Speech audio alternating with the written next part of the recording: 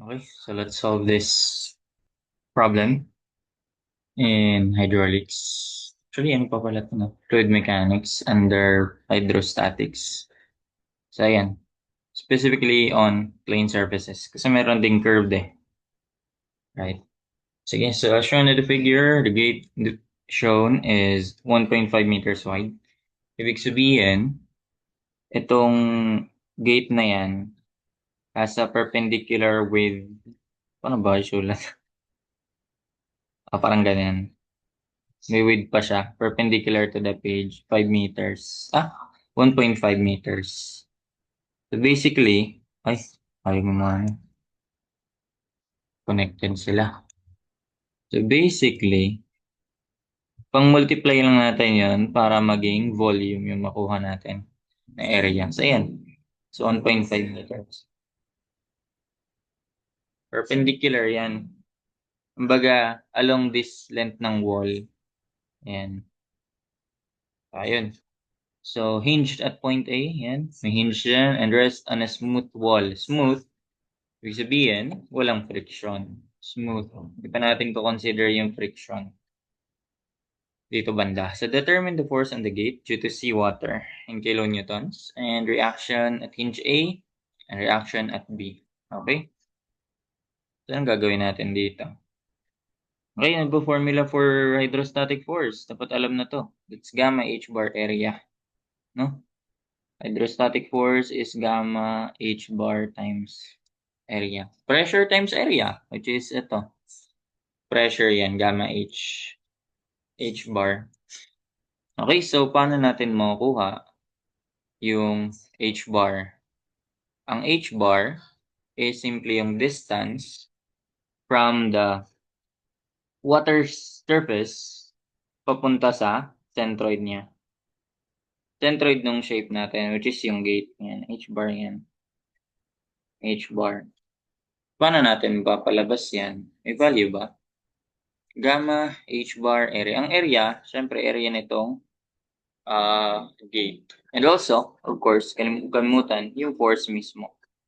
Which is, ano siya nag-a-act? Hindi siya nag-a-act sa center of gravity. Ito yung center of gravity niyan, CG.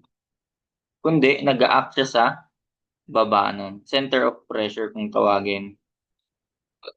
Doon talaga siya nag-a-act.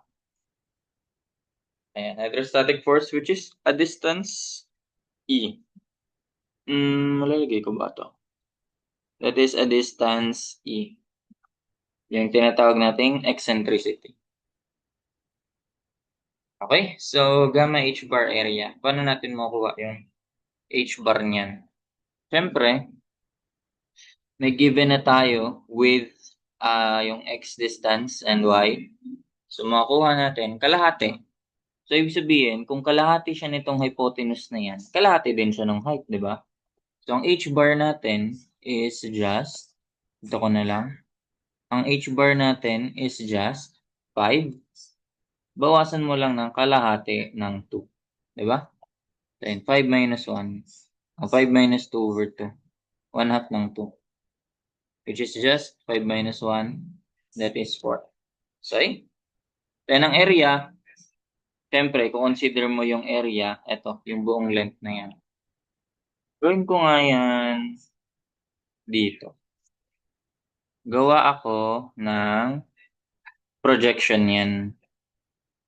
Gawin ko siya ng projection. Ayan, nung sa gate. So that will be program. Ayan.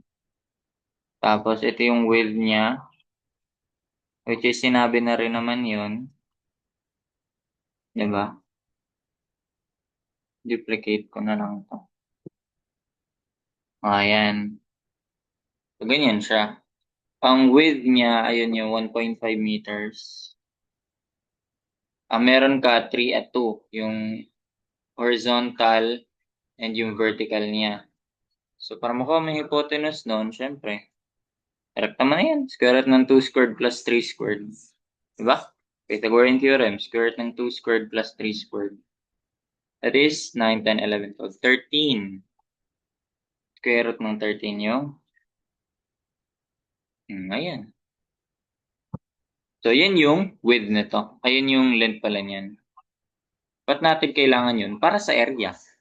Ang area niyan is ito. By ito. Ganun. Then ang area ay square root ng 13 by 1.5.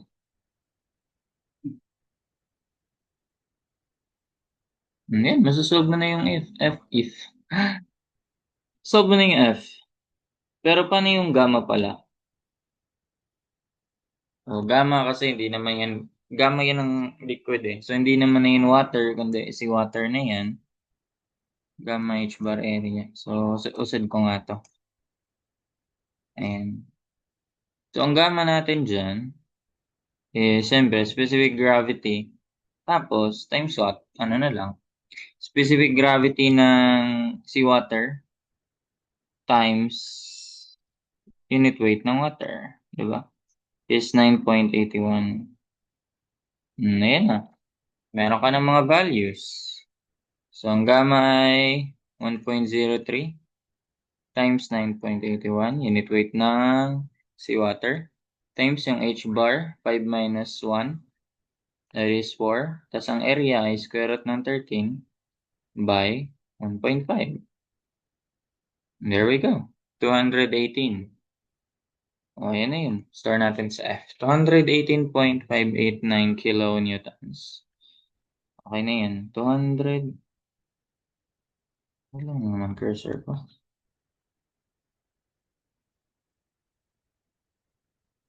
Naka. Yun. So, ang F natin ay 218 what? 589. 589 kilonewtons. Ano yung first item? Total force in the gate due to seawater. Seawater yung liquid eh. Then determine the reaction at hinge A. Reaction at hinge A. Neglect the weight of the gate. So, hinge A, so composed of the firm statics. Two forces yun. Kung hinge yan, meron kang horizontal and vertical. May vertical ka and may horizontal ka. And si B, of course, meron din siya, reaction at B. Neglect the weight of the gate. So, si B, ayan. So, ano yan, nakapatong lang siya. So, horizontal lang meron siya, di ba?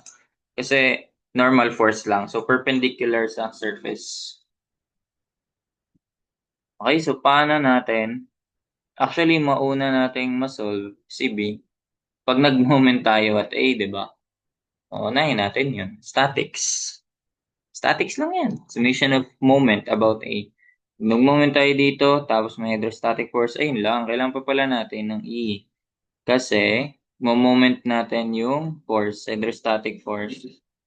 Moment natin siya sa A. So, kailangan natin ng moment arm.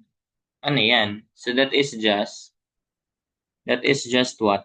Ito buong to ay 13, di ba? Square root ng 13. Babawasan mo na, kakalahatiin mo yon, babawasan mo ng A. So, yun yung distance yan. Square root ng 13.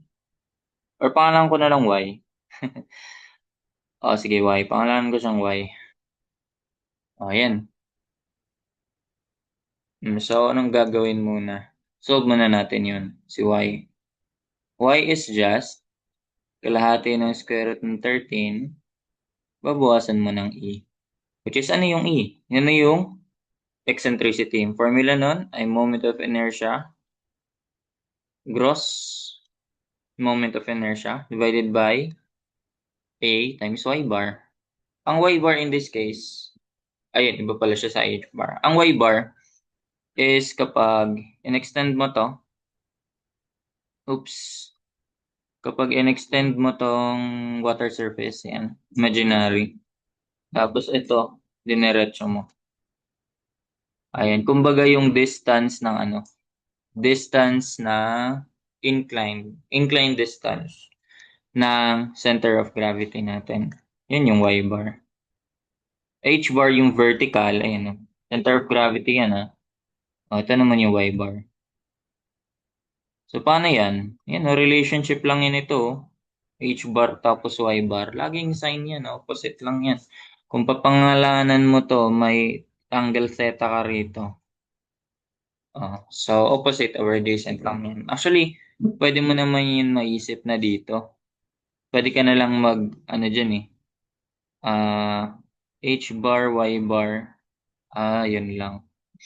So, di ba, by geometry, so, these two lines are parallel.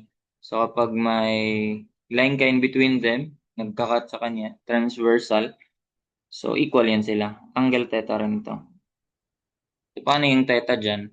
Ang opposite niyan ay 2, ang adjacent niyan ay 3.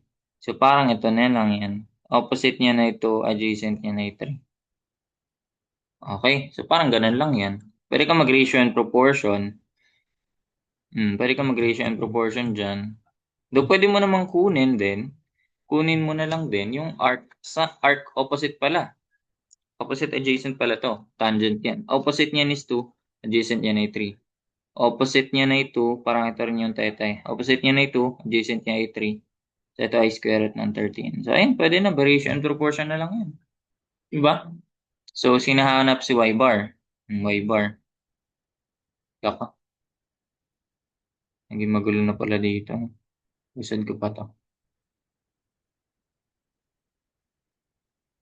Ayan. So, y bar. Y bar hinahanap. Variation and proportion na lang yan. Y bar. Kokores. Similar sa square root ng 13. Tapos, ang h bar na ginamit, wala ka namang value dito sa 3 na yun eh. Ang h bar na ginamit, correspondent sa 2. So, ayun, 2. Para di ka na mag, sin cosine dyan. So, y bar na agad. Masasolve mo na si y bar. That is just h bar, which is 4. Nakuha na natin yan. That is 4. 4 over 2. And 4 over 2, 2 times square root ng 13. 2 over square root ng 13. Ganyan lang. So, meron ka ng y bar, area. Store ko na lang yan sa ano. Itong moment of inertia, cross section. Actually, pwede nga natin masolve yun eh. Di ba? So, base, tapos height cube. Gawin ko na lang base height din to ano, sa area natin. Ito yung B, di ko pa nung nagamit yung B. Tapos ito yung height. Ayan, H. Di ba? Wala pa namang H. H bar naman yun. Okay. So, magiging base height cube over 12. Baba ko na lang si 12. Tapos ang area, base times height. Tapos ang y bar, ay meron naman na tayong sagot doon. Ayan, so mas-simplify natin. Base, tanggal. Height cube over height, so height squared na lang yan. L over 12y bar. Yan na pala. Height squared. Pwede na yan. Yan na yung square root ng 13 eh. So, pwede nga mas-simplify yan eh. Square root ng 13, square mo. Di 13 na lang. Tinapad na magsulat eh. 12y bar to square root ng 13. Tulong pala yun. Tama ba? So, yan, 0.150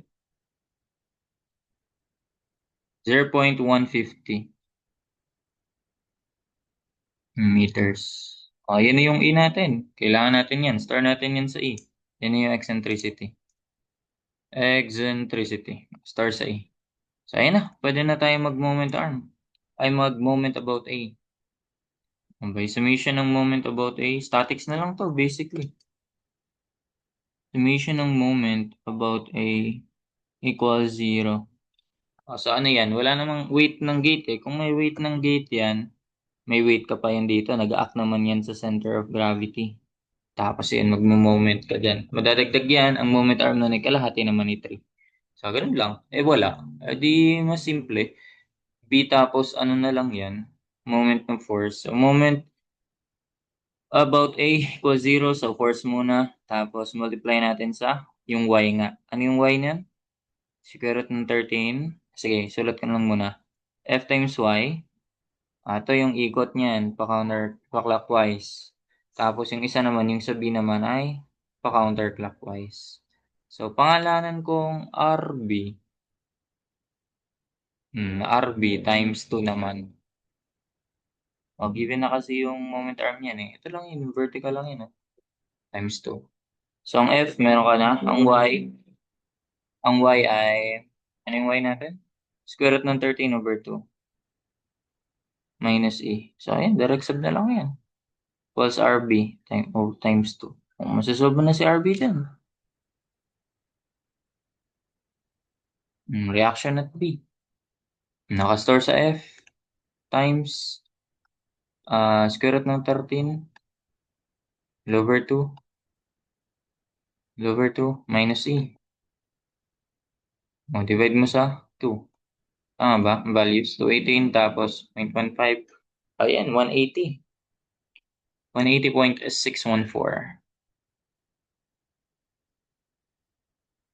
180.614 kilonewtons.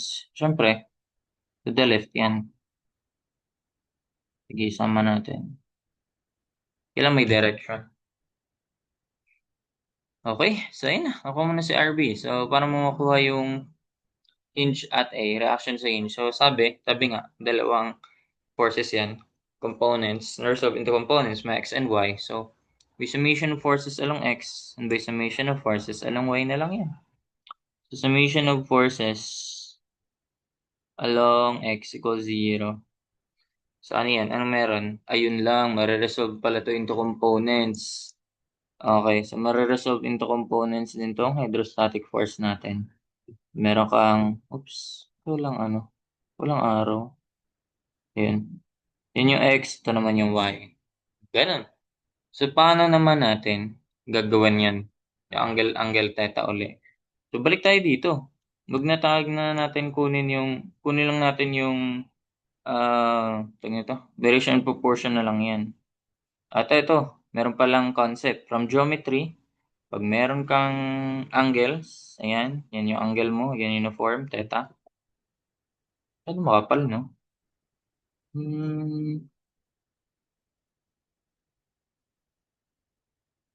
Bayin ko na nga lang kulay.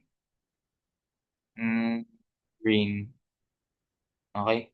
In geometry, pag meron kang angle, yan, this one, yan, may uniform na angle, di ba? Yung theta. Yan, may uniform na angle theta. And meron kang angle na perpendicular din sa bawat sides nun, which is ito, yan, perpendicular sila, di ba? Tapos ito naman, perpendicular din sila. So, ibig sabihin, yung angle din nun ay equal dun sa nauna. Ayun, equal lang to sila. Yun. Yun lang yung kailangan tandaan. Madalas nagagamit kasi yan. Surveying, dito rin, PSAD, lahat nagagamit yun. Geometry yun eh. Diba? So, ayan. So, paano yun? Opposite niya rin ay 2, adjacent niya rin ay 3. So, ganun. So, pwede mo rin siyang gawin. Opposite niya rin ay 2, adjacent niya ay 3. So, pwede mo siyang gawa ng ano din dito, yung triangle maliit. Opposite niya ay 2, adjacent niya ay 3. Tapos, ito naman yung square root ng 13. Ganun. So, paano yan? Ratio and proportion na lang yan. Summation of forces along X equals 0. So, to the right equals to the left. So, yung to the right ay galing sa hydrostatic force F. Tapos, para makuha mo yung X component, 2 over square root ng 13. Yan na yun. Minus mo or equal mo sa RB. Yan, di ba? Tapos, meron pa. Meron ka pa pala. Kulang yan, kulang. Usid ko na lang yan. So, si ano rin pala, yung RA. RAX, RAY. Yung makuha. Tama lang palang tinanggal ko yan. So, ano pa bang ibang X dyan? Ito. Pangalan natin yung RAX. RAX. Tapos ito naman yung RAY. RAX. So, pareha silang direction ni X. So, RAX equals sa RB. Store ko pala yun sa B, no? Store ko sa B. Okay. Ayun na. So, para makuha si RAX, which is RB lang yan, minus F times 2 square root of 13. O RB, minus F. Nakastar na yun sa F, di ba? Times 2 over square root ng 13. Ayan, 59.363. 59 point, ito ba yung sagot dun sa isa? 363. 59.363? 363 ba? Okay. Kilonewtons. And syempre, upwards din yan. Parang nag-statics lang tayo. Pero hindi pa yan yung sagot. Component lang yan eh. O, summation of forces along y ka pa. Para makuha mo yung Ry, then kunin mo yung resultant niyang dalawang yan. So, summation of forces along y equals 0. So, syempre, yung F na lang ang meron ka.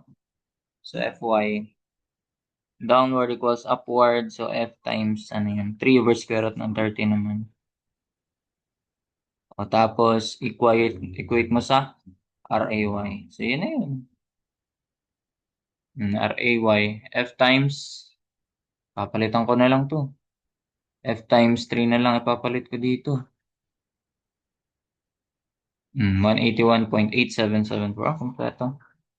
181.8774. 8774 kilonewtons. Ay, mali pa yung upward ko. Ito pala yung upward. Ito pala yung to the right. My bad. To the right. Ayan yung RAX, RA. Para mukha mo yung resultant na mismo, square root of the sum of the squares na lang yan. Dapat pala yung store ko. So R is just the square root of the sum of the squares. RAX squared plus RAY squared. So, store na lang natin. Ito, store ko sa Y. Tapos yung store ko sa X. Ayan, so square root ng X squared plus Y squared.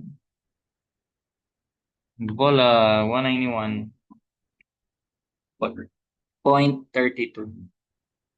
191 point, 191.332 kilonewtons. And that's it for this problem. Total force in the gauge of the seawater, hydrostatic force lang yan. Reaction hinge at A and reaction at hinge B. So, ano lang yan, statics lang yan. That's it for this problem. Hope you learned something. Thank you.